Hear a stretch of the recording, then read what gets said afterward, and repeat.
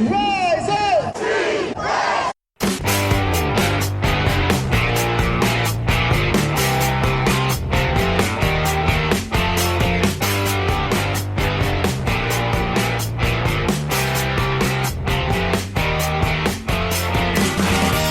This is the Rise Up See Red podcast, all about the Arizona Cardinals and the NFL, featuring insider and outsider perspectives. Enjoy the best hour of Cardinals talk on the web. Now here are your hosts, Jess Root and Seth Cox.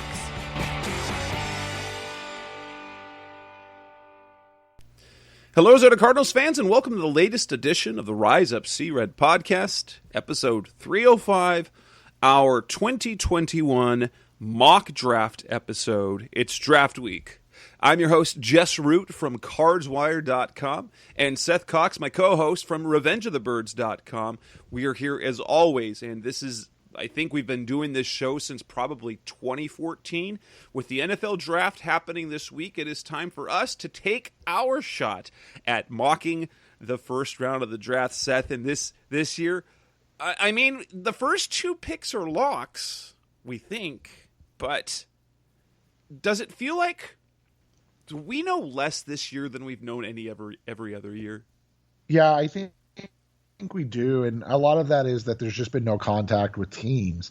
More than ever, you're seeing people rely on agents and what agents are telling us, and that's, let's be honest, they work. It's self-serving. It's self-serving, right. Everything that they say, and so for that reason, I think we're getting a lot of different information, and right now it's coming from all over the place, and I think it's going to make for a more intriguing draft. But there's also the thing that we've talked about. This is just, at the end of the day, this isn't as high end of a draft class as we've seen in years past. There's not the elite talent at the elite positions that we've seen in the years past outside of quarterback. And so, whether it's edge rusher, whether it's offensive tackle, whether it's cornerback, you don't see those guys as highly rated as maybe years past. So it's a little different. And then again, just because of the state that we're still in within the pandemic situation, you're seeing, you're not as involved or intrigued with what's going on. Now, what we're going to do tonight in this episode, it's recording on a Tuesday night. We'll get this posted. I'll try and get this posted early Wednesday so that everyone gets a chance to listen to our picks and our projections before the actual NFL draft on Thursday. So you can torch and pitchfork us with our picks, or if you wait till after the draft and you listen to it, then you can just laugh at us and how that goes. We've had some fairly accurate ones before, mock drafts aren't ever really accurate, but we've nailed Cardinals picks in years past, and so we'll kind of see what that is. The way we'll do this mock draft is like we've done in years past. We're not alternating picks like Seth and Justin show, the original Draft Breakdown podcast, their free episode this week. They alternated picks for their mock draft. We've seen like Mel Kiper and Todd McShay alternate picks for mock drafts. What we do every year is we both do our own mock draft. Now, we actually know what we see each other's mock drafts beforehand, but we'll get a chance to kind of see each other's reasons for the picks, and hopefully you guys benefit from that. Mock drafts are kind of fun, though at this point, I'm tired of them. It's always about the week or the week of or the week before. We've kind of hit saturation point, and I think we're there right now. So let's go ahead and get started. Let's start off with the first pick. We've got Jacksonville up for the number one pick. You and I both have Trevor Lawrence going first overall, and there's going to be no surprise. This is even less of a surprise. There's even less of a doubt than when the Cardinals took Kyler Murray first overall, because the Cardinals managed to make it somewhat intriguing. Will they move on from Josh Rosen? Will they keep Josh Rosen and then go with Nick Bosa? And even though by the end it felt like Murray was the pick, there were still a bunch of people who felt, no, they're not going to give up on Rosen after only 1 year. They just drafted a quarterback top 10. That's not the case with the Jaguars. Guess what? Urban Meyer has basically said that Trevor Lawrence is the guy. The question is, how good can he be with the Jaguars? Yeah, and I mean that's the question they're going to have to answer is how good can they be? When you look at what he is as a prospect, he's one of the cleanest prospects we've seen in years. I mean, he's basically, since he stepped on the field at Clemson, been the guy in this draft, and then he's really never wavered from that spot, which is, I mean, in the internet age, it's really unheard of to not only be that hyped, but then to live up to the hype. To see a guy go through the entire process of, 3 college football playoffs, winning a national championship, being runner-up as a sophomore, basically to do almost everything you can do in college football. It's just crazy to see the living up to the expectations. And what's even crazier is that the guy that was ranked second behind him is in this draft too and has basically done everything as well except win a national championship. He got his team to a national championship. He just never won one. So it's crazy to see in the internet age where we're learning about these kids when they're 15, 16 years old, to see them live up to the hype and get to where they are. Now it's obviously the next step. And for Lawrence, that's going to be, can he and Urban Meyer kind of carry on their legacies? I mean, these are two of the most hyped coach and players I can remember coming out, and they're coming into the NFL together. They're going to a situation in Jacksonville, which has been an incredibly difficult situation to see success in. Obviously, because you got one good year out of Blake Bortles. They really have, that is as bad a situation in terms of history with quarterbacks to try and elevate a franchise. And if Lawrence, we've seen, but what I find interesting about Trevor Lawrence is this. A year ago, with a prospect like Joe Burrow, and we saw him come in and really do well. So we've seen the last 2 years, the top pick in the draft, and Kyler Murray and Joey Burrow come in and really meet and exceed expectations for all the high, for teams where they were stepping in day one as starters, and they did not disappoint in the least. Lawrence, can he do the same thing? And he was a guy that's a lot of these draft experts, like I think Todd McShay had Lawrence come out a year ago, he would have been head and shoulders above even Joey Burrow, which really that really says a lot with the type of prospect it is, because the year that Burrow had was insane. And Lawrence he wasn't eye-popping this past year. But the thing is he's played at a high level for so long.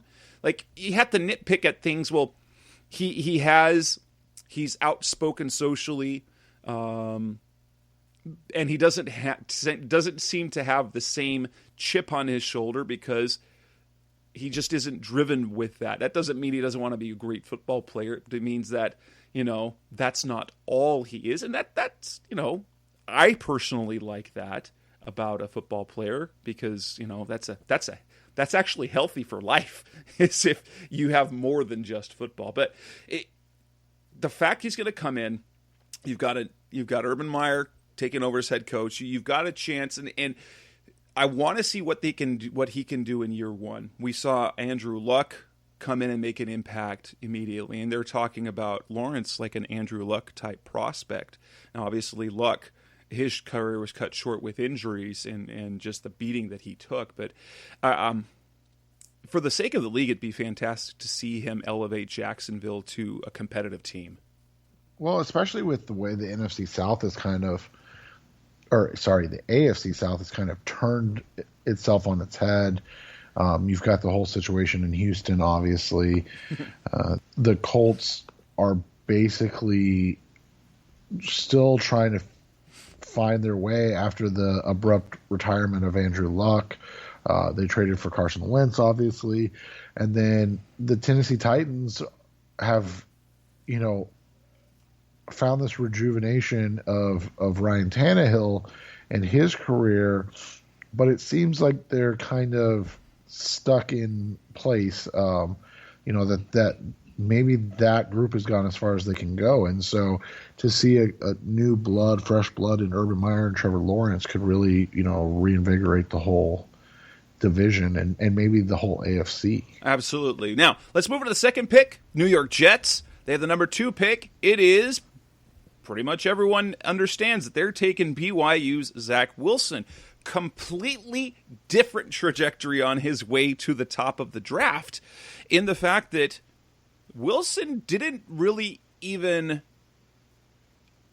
come into his own until this year. I think he wasn't the clear-cut starter really before 2020, or basically in the middle of 2019, and then he was eye-popping. Just the type of throws and the way he played, the athleticism, the excitement that he brought to the field on a BYU team this past year that really was better than anyone thought under the circumstances that they were given.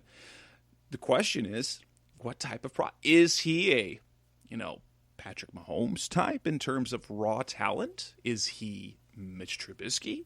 Is he Blaine Gabbert? What can we... And he's going to a place where quarterbacks go to die in the Jets. I had a radio spot last week, and diehard Jets fans was one of the hosts, and talk about what Wilson's going to be. Kind of the idea of that he's going to be a bust. And well, the truth is, BYU's history, they've had Super Bowl winning quarterbacks come out of that school, but they were forever ago. Jim McMahon, Steve Young. The BYU quarterbacks in the NFL since then for BYU aren't impressive at all. John Beck, Max Hall, those type of guys. Ty Detmer, they haven't done much. And then you add to the fact that Jets quarterbacks tend to bust. Even if they show some promise, they just never pan out. And so is Wilson the guy to buck that trend? I don't know, because the level of, as good as he was, there was a pretty solid concern about level of competition. Yeah, and I've said I think his ceiling, and this isn't to take anything away from him. This is a good ceiling, but I think his ceiling is Baker Mayfield. So is that a guy in the state that New York is in right now that's going to be a difference maker? That's I think that's a fair question. You look at it, I don't understand how Wilson is above Justin Fields at all. I truly doesn't make any sense at all, other than the Ohio State thing. Right, and so, but for that sake, I'm not making the decision. So it's easier for me to say I wouldn't do something than I would do something. So the Jets are going to take. So after the top 2 picks, now things get a little bit interesting. Let's start with the 3rd pick. The San Francisco 49ers, who had the 12th pick, traded all the way up to number 3, and by all accounts, we don't actually know who they're going to pick. And we've got to be a quarterback, but who's it going to be? Is it going to be Justin Fields? Is it going to be Trey Lance? Is it going to be Mac Jones? Kyle Posey, a good friend of Seth's, and he runs Niners Nation, he is dead set on the fact that it's going to be Justin Fields, yet recent reports from big name reporters, these aren't guys that just throw crap out there, Mac Jones, and then more recently it's deciding between Mac Jones and Trey Lance. A week before the draft, how could you not know who you're getting? Who do you think the Cardinals are the 49ers are taking at number 3? I think it's one of those situations, and this is just a conspiracy theorist I think it's just one of those situations where they absolutely know who they're taking. But the NFL has made it where it's like, well, the first 3 picks can't be basically known going in, so let's create some drama surrounding it. As you said, the Cardinals, a couple years ago with Kyler Murray, last year, it was Joe Burrow, and then it was, a lot of questions. And so I think going into this year, you really didn't want to have the first 3 picks known. So that being said, I went, and Kyle's not hedging or anything like that, but he said all along it was going to be Justin Fields or Trey Lance. He still thinks it's Fields, but he definitely kind of understands the Lance love at this point. So I don't think there's any way it's Mac Jones. So when I'm wrong in a couple days, you can yell at me, but I'm going to go with Trey Lance here. And I'll say this. For the type of quarterback, and this is something I heard from Kyle Madsen over at Niners Wire from my network, and if you're looking at the type of quarterback in terms of skills and type of offense, Lance is the guy that fits. Obviously, Justin Fields is the guy who has the best resume by far. He's big, he's strong, he can throw, he played against great competition, he started for a long time. I don't understand why. I honestly don't.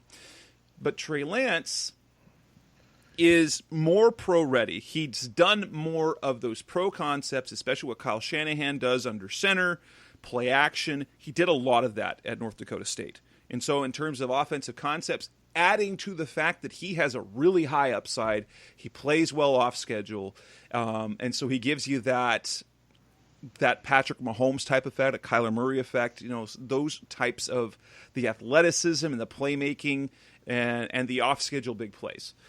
That said, my pick, I'm as much as maybe it's just me in part trying to manifest this into existence.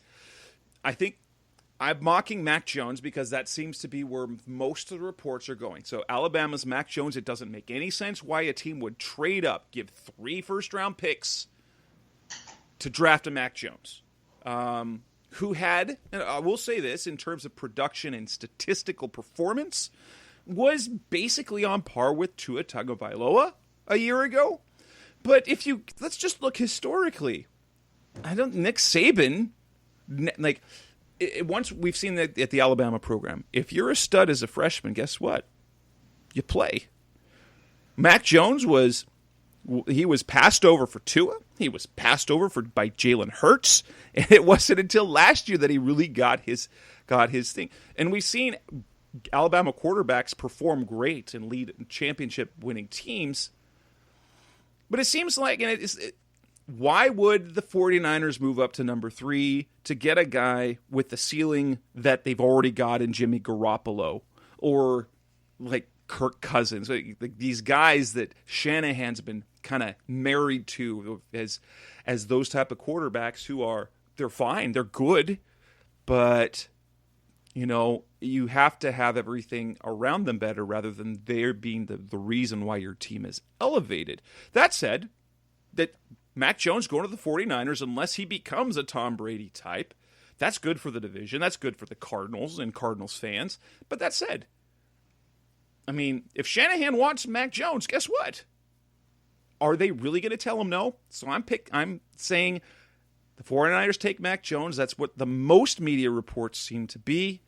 And if they end up taking Justin Fields, okay. Wow, well done. Great smokescreen. No team has ever pulled that off quite as well, except maybe the Browns up until the day of the draft with Baker Mayfield. Well, and it just brought a lot of intrigue to the whole situation.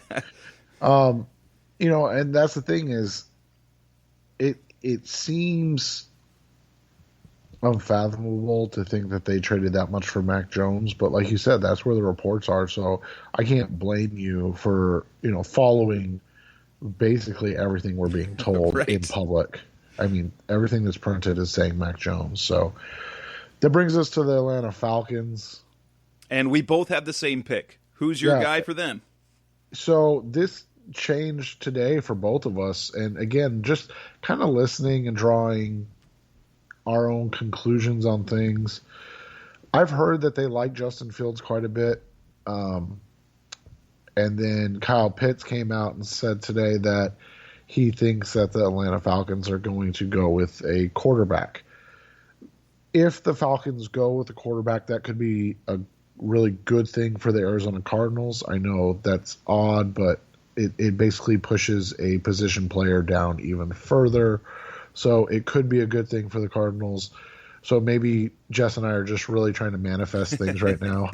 But we're going to go with both of us went with Justin Fields to the Atlanta Falcons. And it makes sense, even though the rumblings, maybe they trade out of this pick. Maybe.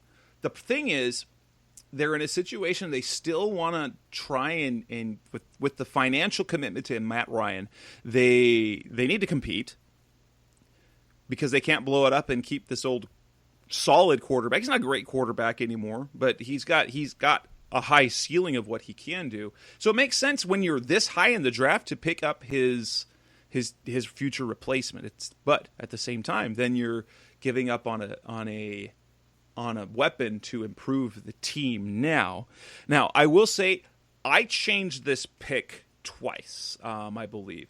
And no, actually, I went with almost chaos. And my original pick for them, and this came after the report that they were not necessarily that they're shopping it, but they're taking calls, and they've taken a lot of calls on receiver Julio Jones.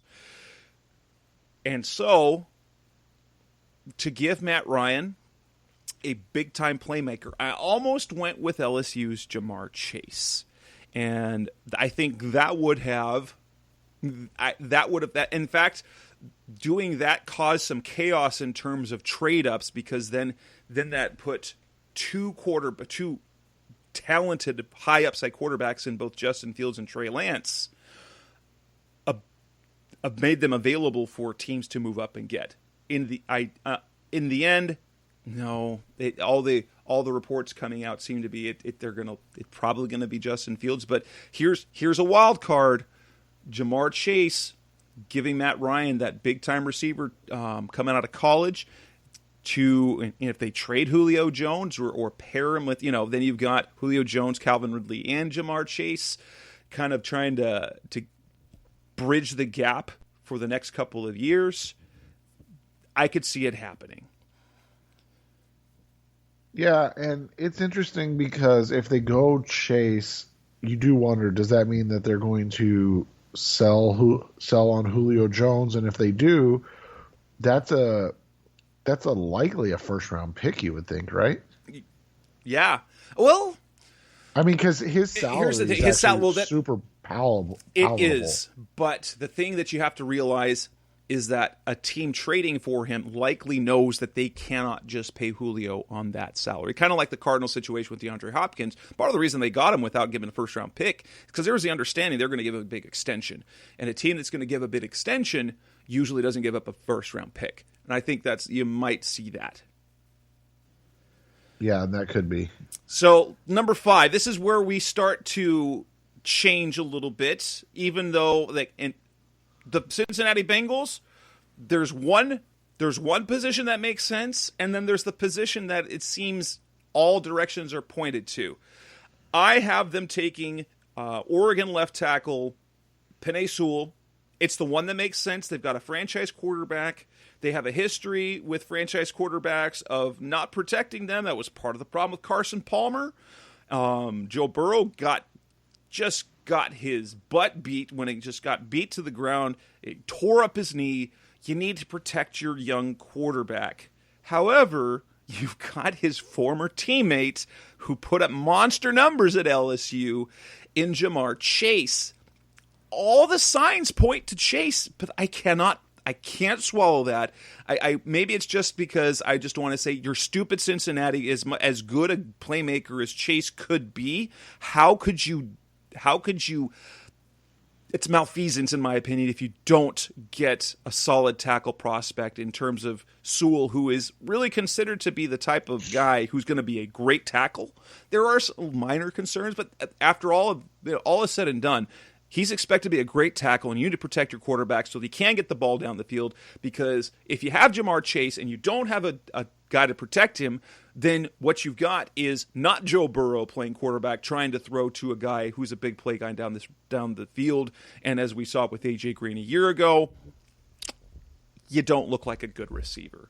That said, who do you see the Bengals going?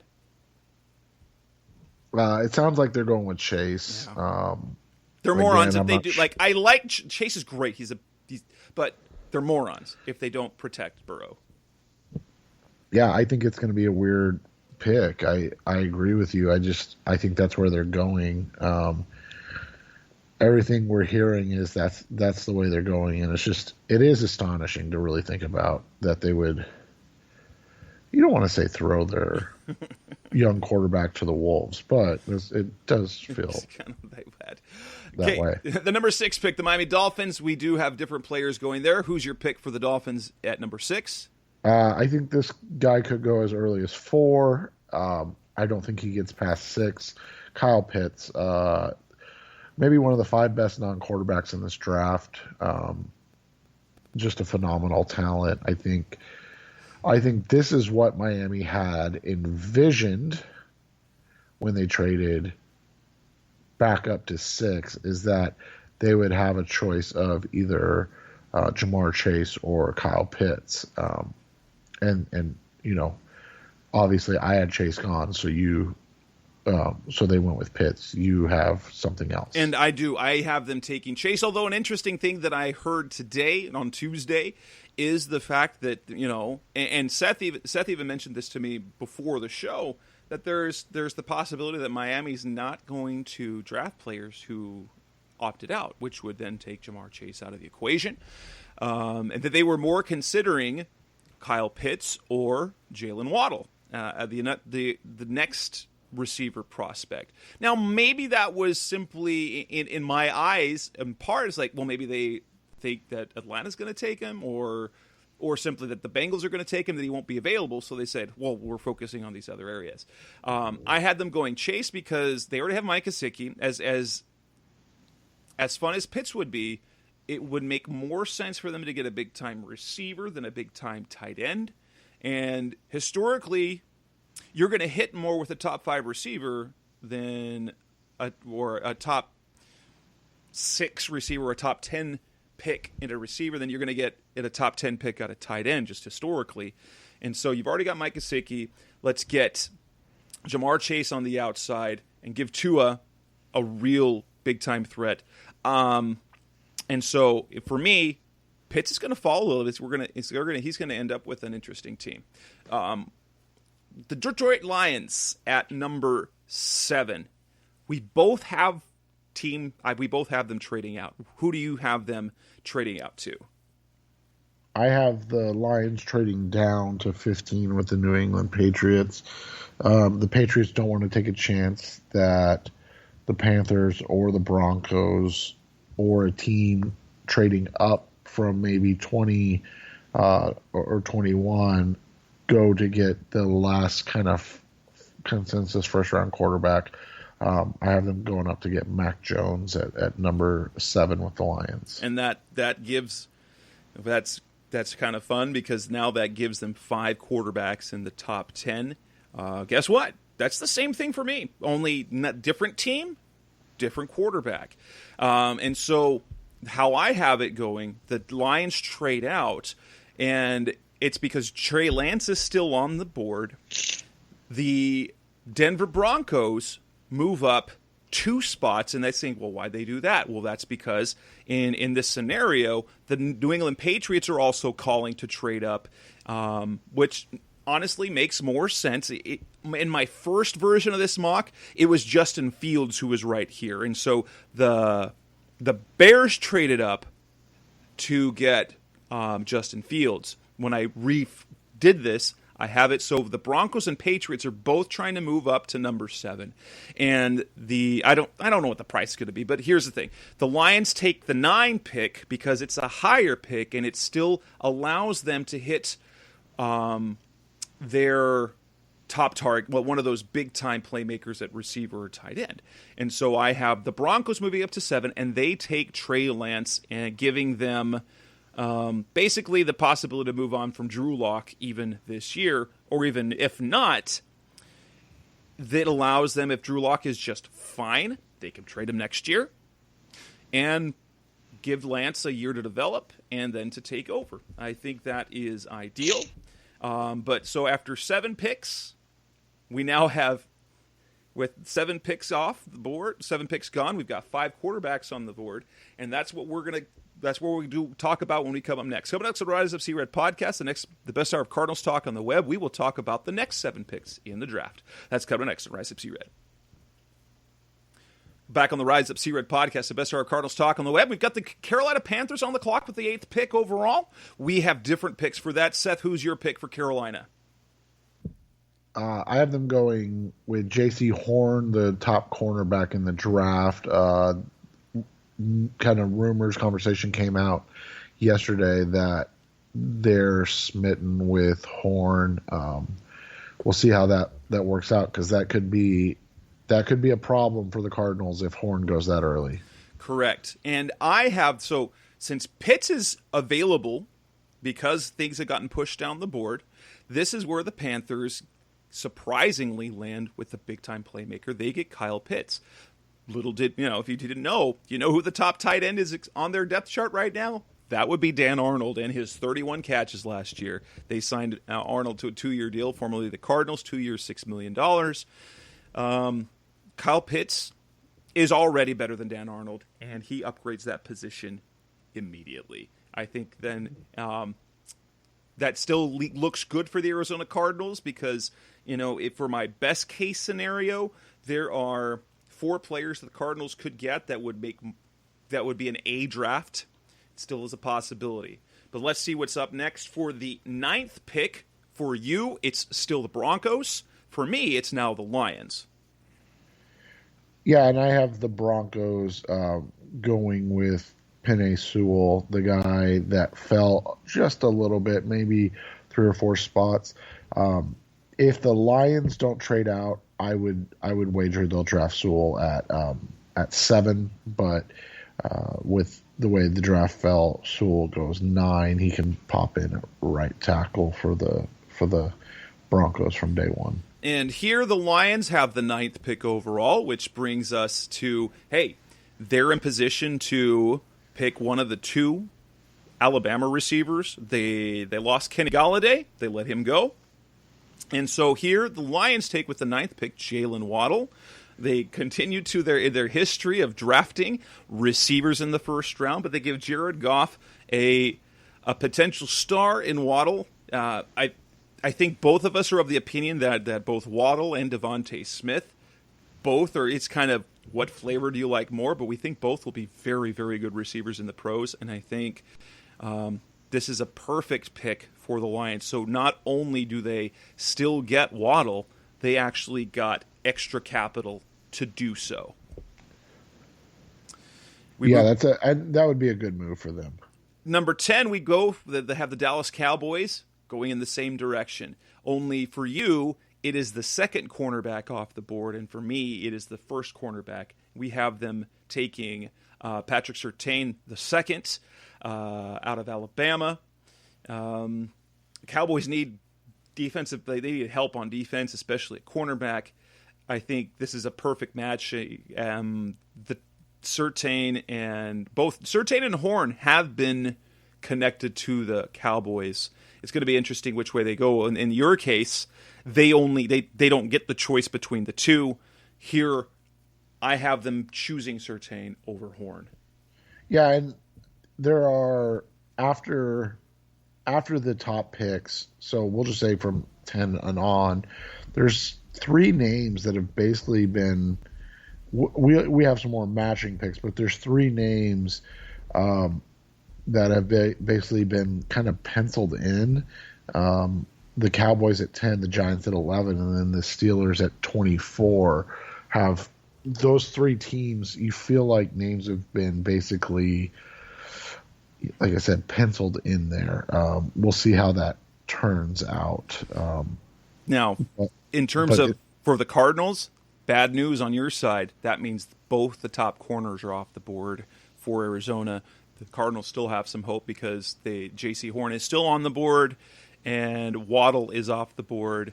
And so for both cases, there are two of the top prospects that we want for the Cardinals who won't be available for the Cardinals. Yeah, and that takes us to the New York Giants. I think even a week ago, both of us felt like this was going to be a place where you saw an offensive lineman or maybe an edge rusher, maybe even a linebacker, and that's basically gone away. It feels like this is another where you're penciling in a name, and that's Devontae Smith, the Heisman Trophy winning wide receiver from Alabama. There's been reports that the Giants absolutely love him, and if that's true, that's a steal for them at 11, but that also takes one of those other players off the board for the Cardinals. Yes, it's bad news for the Cardinals so far, and because for me, that means Waddle, Surtain, and Smith in 3 consecutive picks are off the board, 3 of the 4 favorite guys for me for the Cardinals to take.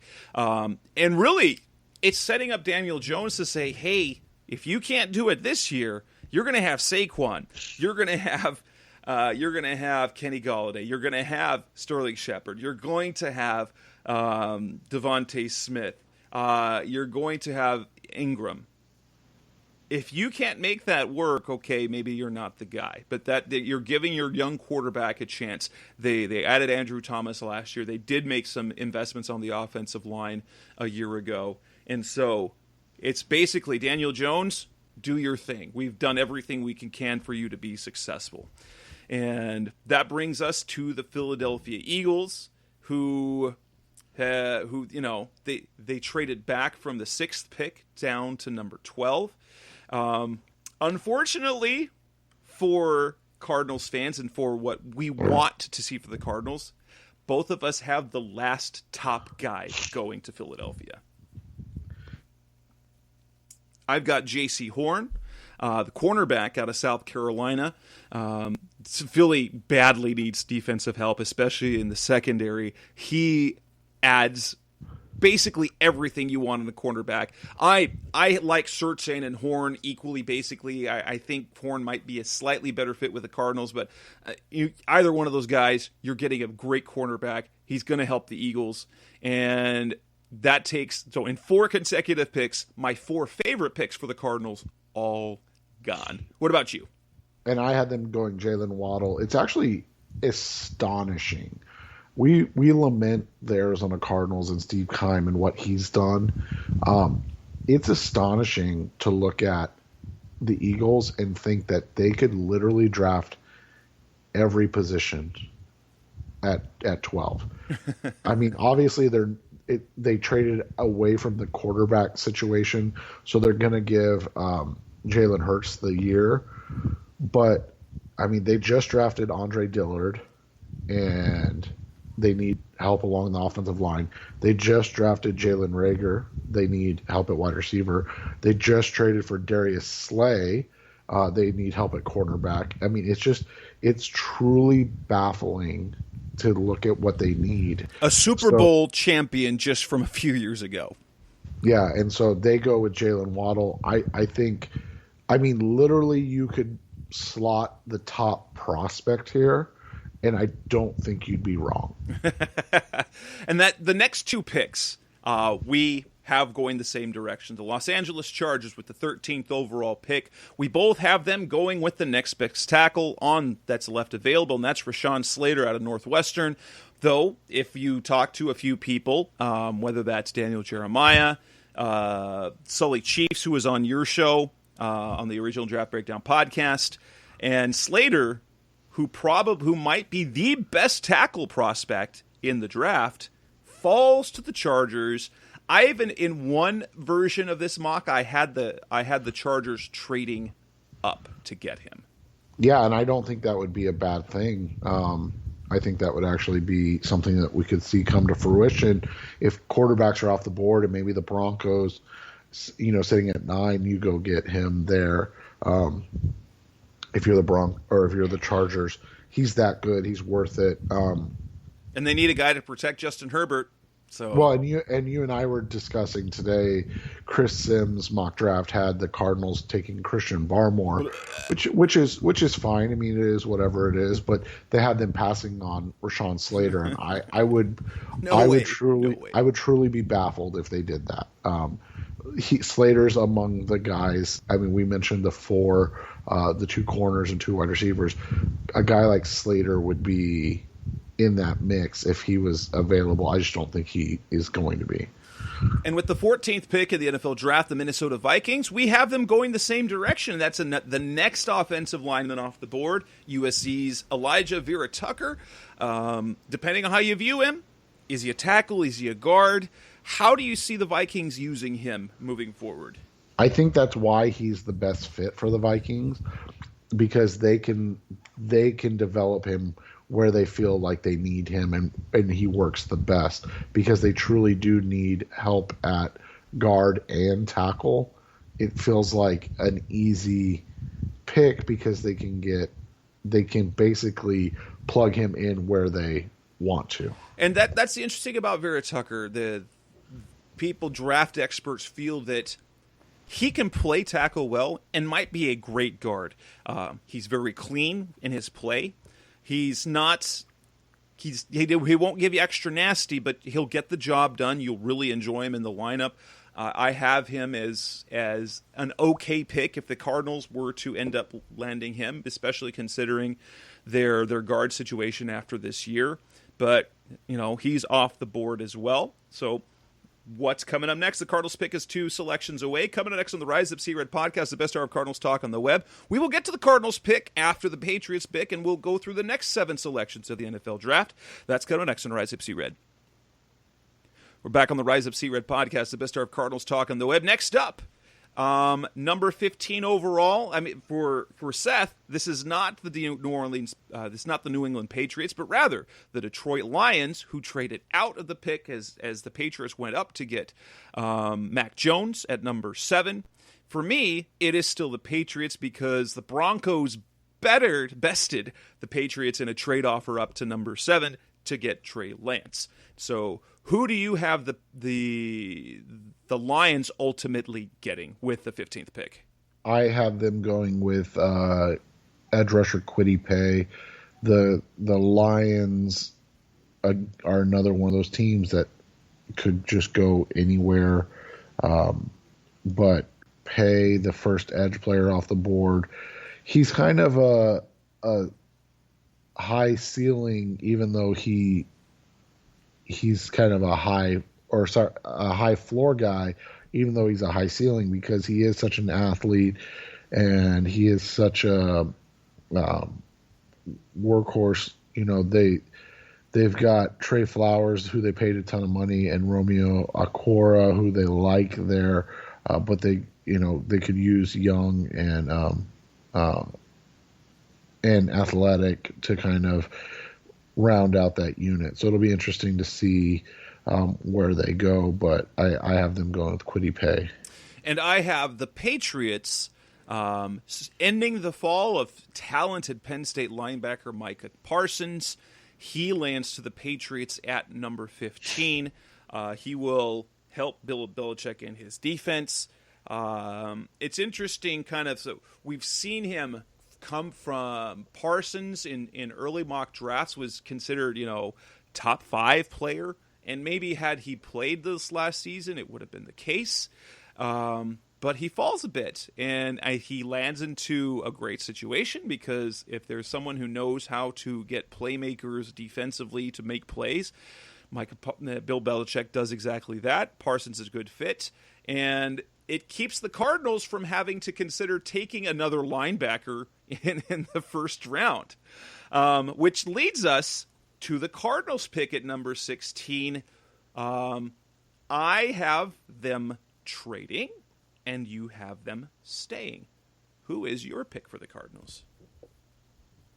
I have them staying because of who was available. The way this fell, and he could have gone in a number of different spots. But because Micah Parsons was available, even though he is another linebacker, off-ball linebacker, and even though it's redundant, the fact is this kid is a unique talent, and he gives the Cardinals something a little more than what Isaiah Simmons does, and that's a true inside off-ball linebacker. They can continue to use Simmons as a hybrid type of player in a different number of different areas, and then kind of go from there with Simmons' continued growth, and then looking to move on from Jordan Hicks the year after. And Parsons is interesting because while according to what we heard on local Arizona sports radio from John Gambadoro, is that the Cardinals don't view Parsons necessarily as that Mike backer. They view him as an Isaiah Simmons type player. Now, however, he could fit, because if you decide to use Simmons at multiple spots, so potentially talking even this year, Jordan Hicks, you take him off the field in passing downs. You put Hicks and Parsons in at the linebacker positions in base, with Isaiah Simmons playing a safety role. And then you slide Parsons over to play Hicks' position in nickel, and Simmons down to play linebacker. Bring in Jalen Thompson to play coverage. Yeah, I think it would work. However, in my case, their top four targets are off the board, and so instead of settling on something that they're not necessarily convinced of at number 16, the Cleveland Browns come calling, because there is a linebacker they have their eyes on, and the Cardinals trade all the way back to number 26. So they drop 10 spots, whatever the cost. Maybe it's the Cardinals, who don't have a third or fourth round pick, will recoup a couple of picks in moving down that far. And the Browns move up because they want if you want to say the more modern version of Deon Buchanan and Notre Dame's Jeremiah Owusu Koromora, and they add him, knowing that the Las Vegas Raiders have their eyes on him, and so they leapfrog the Raiders to land JOK, super athletic, hybrid type linebacker out of Notre Dame, who has more linebacker experience than Deon Buchanan did, who did not play linebacker at all in college. Yeah, and he would kind of round out that Browns defense, and I've had a couple people actually unprompted ask me if I've heard anything about the Browns calling the Cardinals. So that kind of jives with what we're talking about, is that they understand that they probably have to get in front of the Raiders to get JOK. And if that was to happen, the Cardinals may be able to take advantage. The question becomes, and you made the trade, so the question becomes, and you and I both wrote about it, is, do we think that the Cardinals are going to get what we would call, quote unquote, fair value for the pick, for the trade down? Or is this going to be a situation where Steve Keim, maybe he doesn't get the extra pick? He still gets, a third rounder this year, but maybe he doesn't get a third next year. Or maybe he only gets a fourth next year because of how many teams are looking to move back in this draft. That's a possibility. But in this case, based on the talent that's left on the board between 16 and 26, is there a big difference in talent? Maybe, maybe not. And so if you get the same quality player, and even if you're not getting as much as you like in terms of compensation, you still land another pick, especially ideally they pick up a third rounder this year to give them a second day 2 pick. which when we talked about on our last two preview shows, in terms of the talent that they're going to miss out on, there's a lot of solid potential in that round 3 range that the Cardinals don't have access to right now, whether it be a tight end or one of the or a cornerback if they don't end up getting a cornerback in this round, or a pass. There's a lot of options there. Correct, and that's why we'll see how this plays out, because it's going to be interesting to see if one of those we mentioned the 4, and then the 2 names we mentioned outside of that would be Rashawn Slater and Micah Parsons, who are projected to go before the Cardinals pick. If one of those 6 guys ends up being there, you have to feel like they're going to pull the trigger, even if those players could fetch a better return, because those are quote unquote blue chip, high level impact players. Now, moving on to number 17 to the Raiders, I have them standing pat, and while they might be disappointed in not getting JOK, the Notre Dame guy that the Browns got in the trade-up, I have them standing pat, and they go with the same position, a guy that didn't get a lot of attention, but suddenly is getting potential first-round talk. I don't know if that is being late to the party in terms of media, or if it is a case where media is overhyping him, but we're going to go with this. Kentucky's Jamin Davis, another high potential linebacker that can do some of the things that you want, and the Raiders really, they need help defensively in the middle of the field. I think that's a good pick. What do you see with the Raiders doing? I think the Raiders bluffed their way into trading down with the Browns themselves, and the Browns move up to get JOK. So just one slot later. And so we both have the Browns landing JOK. That's interesting how we do that. And actually, the next 3 selections we agree on. Miami Dolphins, we both have edge rusher Jalen Phillips. So what we have the Dolphins doing early is getting an offensive weapon. You have them getting Kyle Pitts. I have them getting Jamar Chase.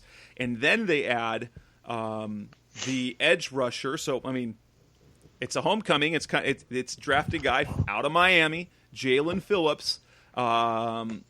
Probably he's your number 1 pass rusher, correct? In this draft, right? Yeah. And so he's a good fit. He adds that edge presence. He has length. He has speed. I would not mind the Cardinals drafting him. He's not my favorite pick because you do wonder about the injury history, especially with the concussions at UCLA. But it's a perfect fit, I think, for Miami. Washington, the football team, we have them both going with the tackle.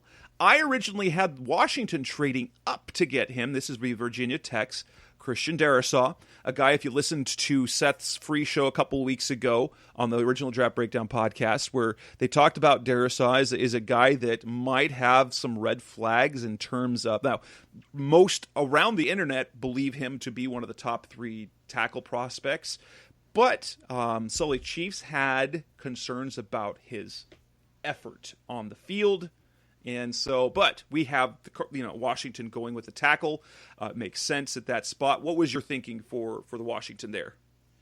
Washington's one of those teams that can go a number of different ways, and I just went with the guy that can play left tackle, more consensus left tackle in the draft scouting world over the guy that we both have going next to the Chicago Bears to play right tackle. And that would be Tevin Jenkins, one of Seth's favorite linemen. He would not mind at all the Cardinals taking him. He's physical. He's nasty. He's, like Seth said on his show, he is an advanced run blocker. He adds that dimension that some of the other offensive tackles do not offer right away. That's what sets him apart. While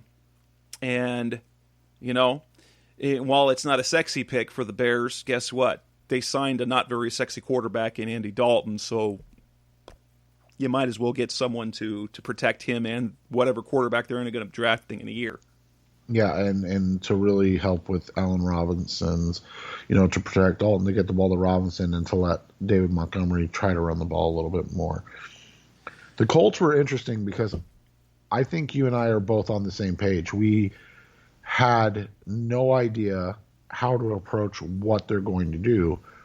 We both agree that they're going to try to move down. It's just who's there to move up for at this point. Right. You have them going with, now, on a lot of mock drafts, Jenkins is the guy to the Colts. But since Jenkins is off the board, you have them going with the same position. I have them going in another direction. Yeah, I had them going with Sam Cosmi. I just went with the next kind of consensus offensive lineman. Cosmi and the another guy that I have going in the first round, Alex Leatherwood, offer a little ability, flexibility wise, positionally. So I think that would make them the top choices there. The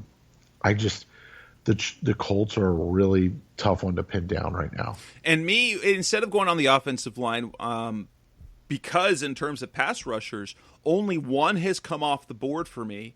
I have them going the direction of defense, which is actually, it's one of their weaker areas. As good as they are defensively, they do not have a dominant edge presence, and they go with George's Azeez Ojulari.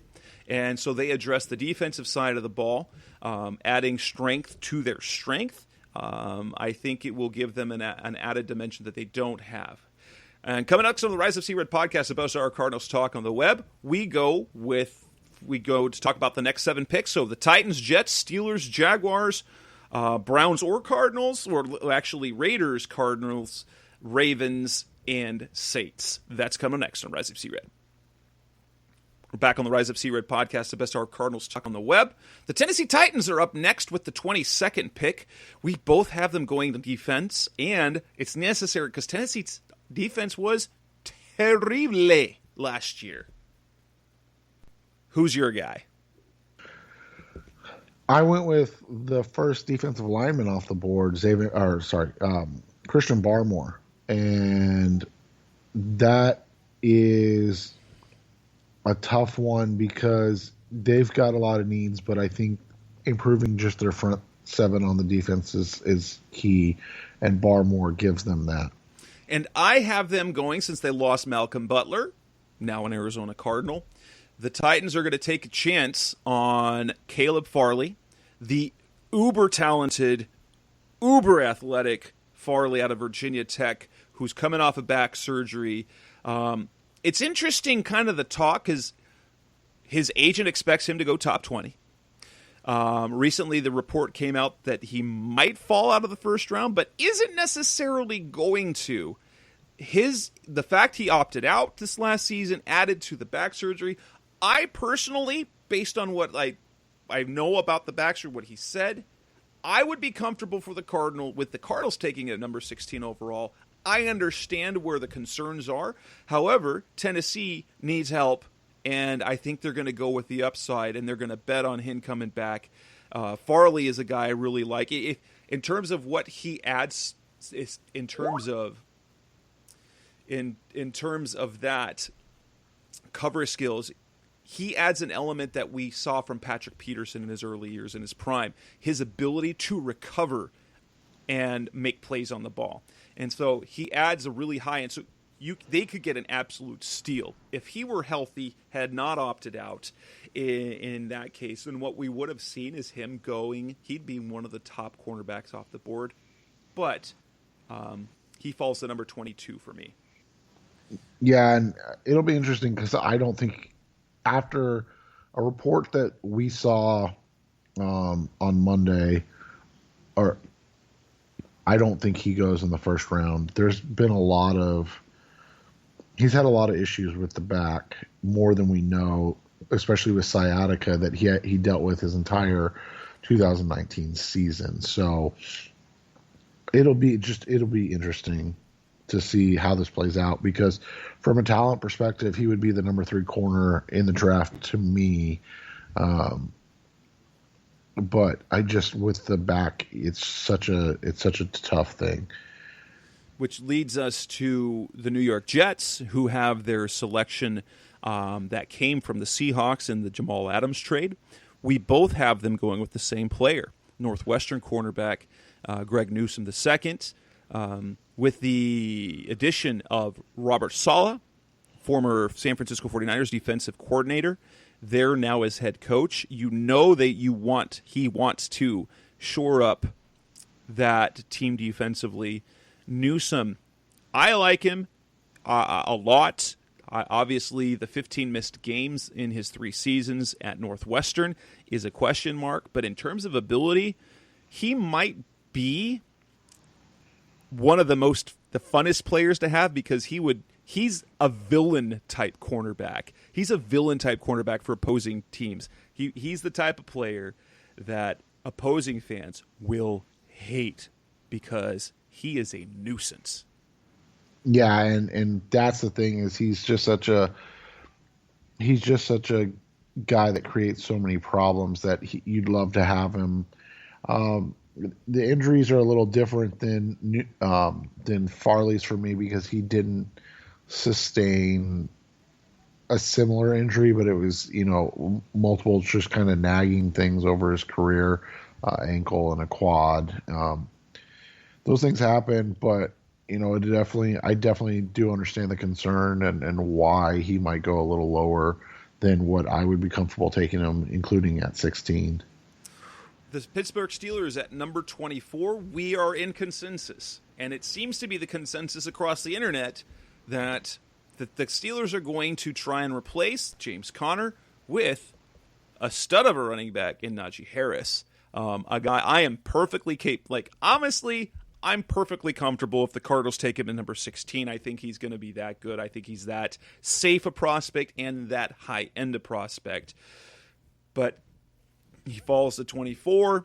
Unfortunately, that goes a couple of picks before the Cardinals selection in my case as they traded down to 26. So Najee Harris, first running back off the board to the Steelers, but it feels like that's what everyone expects. Yeah, and I'm with you there. It seems like it's almost in pen at this point, which is odd for a 24th overall pick. The Jaguars come up next at the 25th pick, as this is the pick that they got from the Rams in the Jalen Ramsey trade. After they got their franchise quarterback in Trevor Lawrence, I have them going with a big weapon, speedy, very promising, and that would be Terrace Marshall out of LSU, a guy who kind of was an afterthought until this last season when Jamar Chase opted out, and then he was great. And then his pro day showed off the numbers, his athletic testing, in this year of the fastest draft class ever.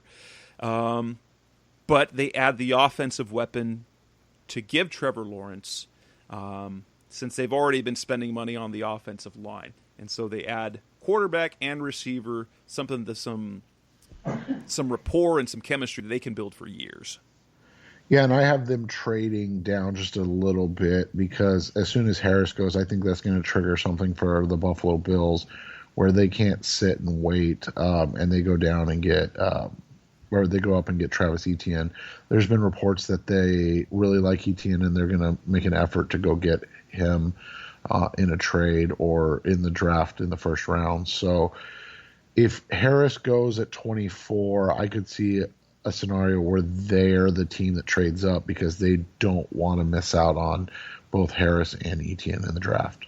The next pick at number 26 previously belonged to the Cleveland Browns, but in this scenario, neither one of our drafts has the Browns here. Seth has the Raiders at number 26, and I have the Cardinals. So the Cardinals are up for me. Here, we both have the same player going at number 26, although it is to different teams. Who's your guy for the Raiders? Yeah, one of my favorite players in the draft, I think a guy that can be a star is Zaven Collins. It'll be interesting to see what NFL teams think of him and where they deploy him. There's some concern about his size being too big to play as an off-ball linebacker.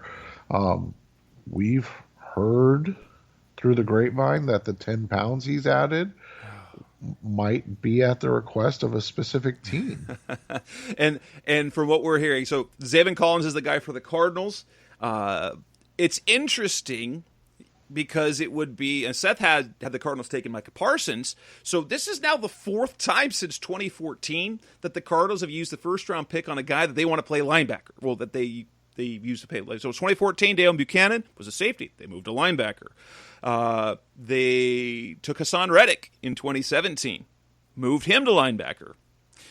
Then they took Isaiah Simmons last year, a guy who played more linebacker over the career at Clemson, but was mostly a defensive back. Move him to linebacker, and now I have the Cardinals. And if you listen to Arizona Sports Radio, Arizona Sports 98.7, John Gambadoro listed Collins as one of his 5 probably locks for the Cardinals to draft, wherever that might be.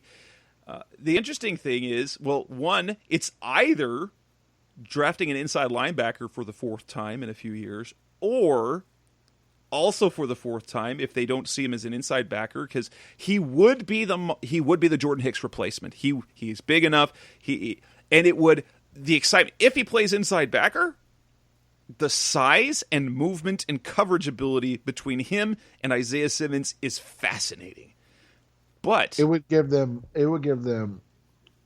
one of the most diverse and athletic inside linebacking corps that the NFL's ever seen. And I'm not overstating that when I say it. It's scary good. But at his medical check in Indianapolis, he weighed in at 259 at his pro day. He was up to 270. I don't know of any 270-pound inside backers. And we've heard, was it Tony Pauline that said that the Cardinals actually really like him as a pass rusher? He does have the body, frame, and athleticism that matches an outside linebacker position, but he really hasn't been a pass rusher. Potentially, you could use him as the Devon Kennard type player. That said, you're either using a first-round pick on an inside linebacker for the 4th time, or you're using a first-round pick on a guy whose position you are changing, which is weird.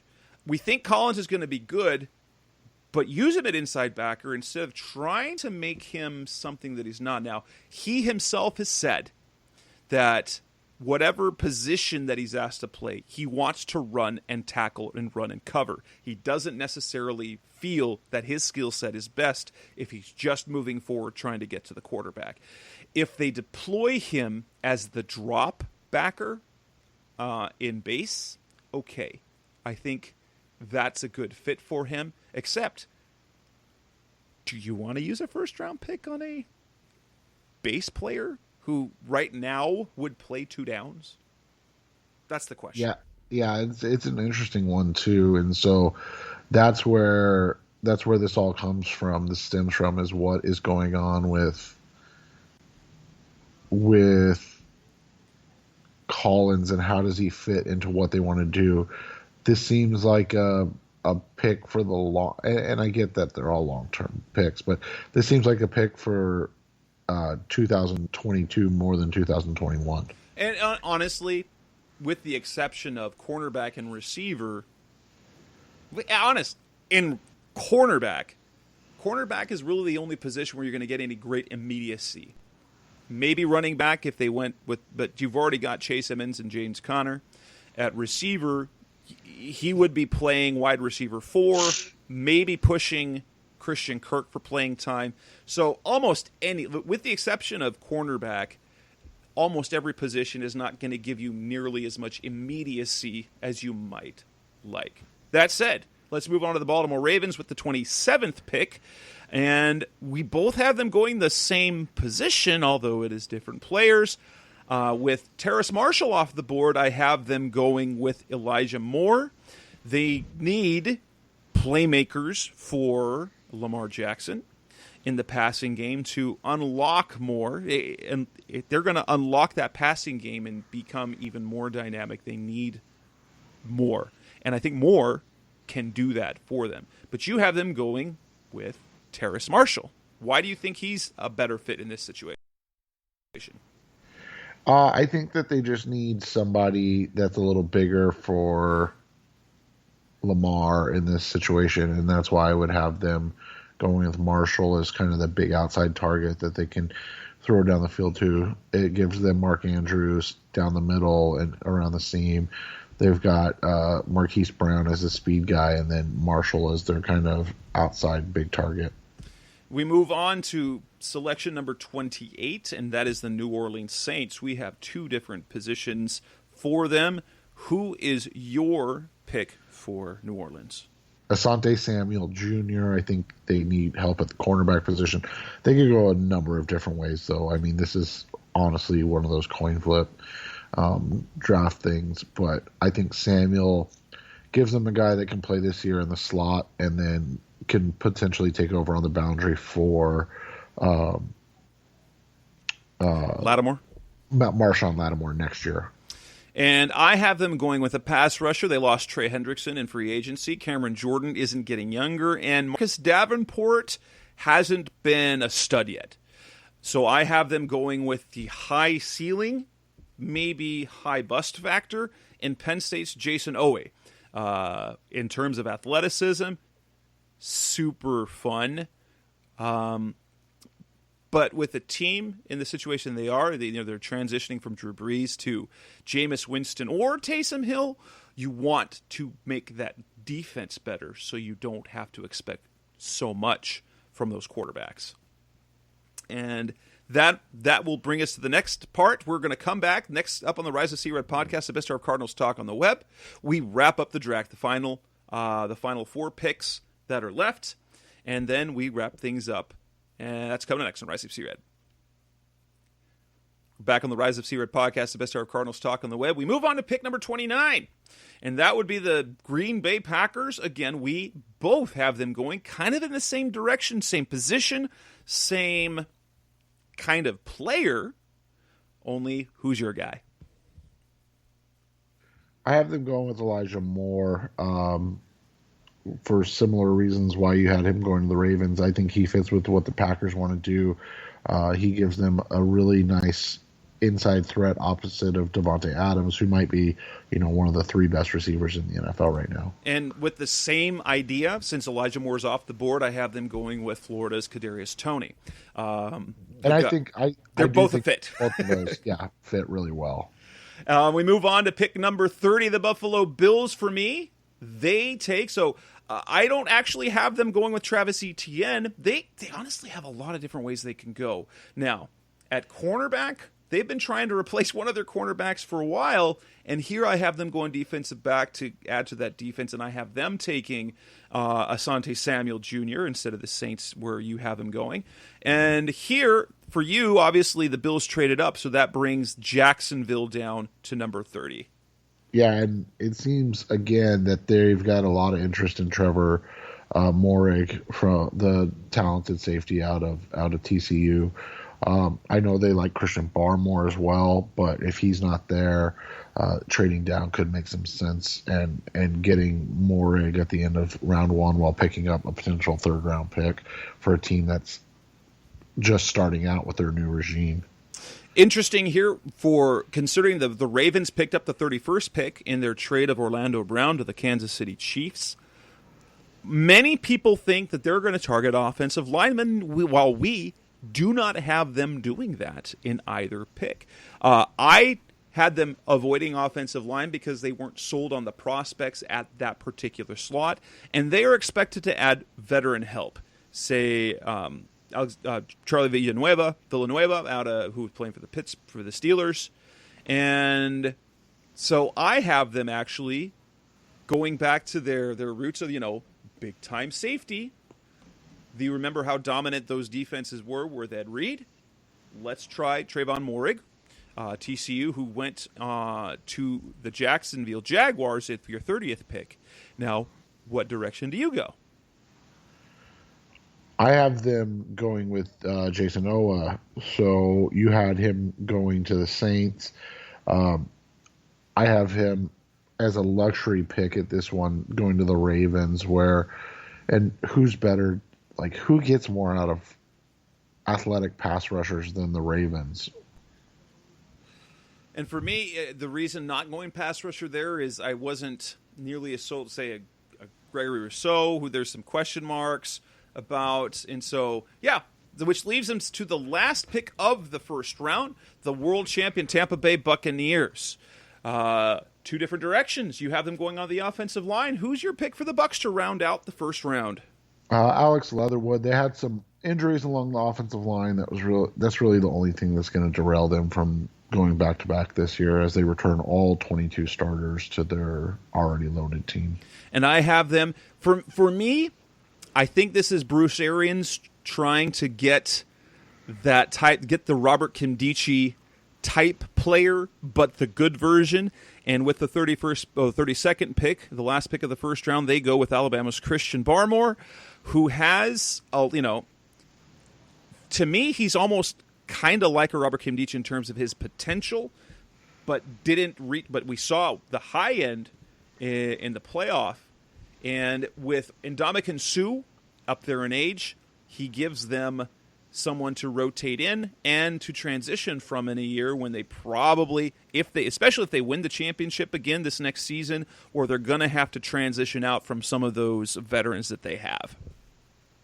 Yeah, and that's the thing is they're so loaded that they can just take whatever position they want to kind of get ready for their continued growth. And you could also see them taking a receiver here, especially as they've got Godwin on the franchise tag. Yeah, and they have not brought back Antonio Brown yet. And so there's a receiver is very possible there. So there we have it. We've got 32 picks.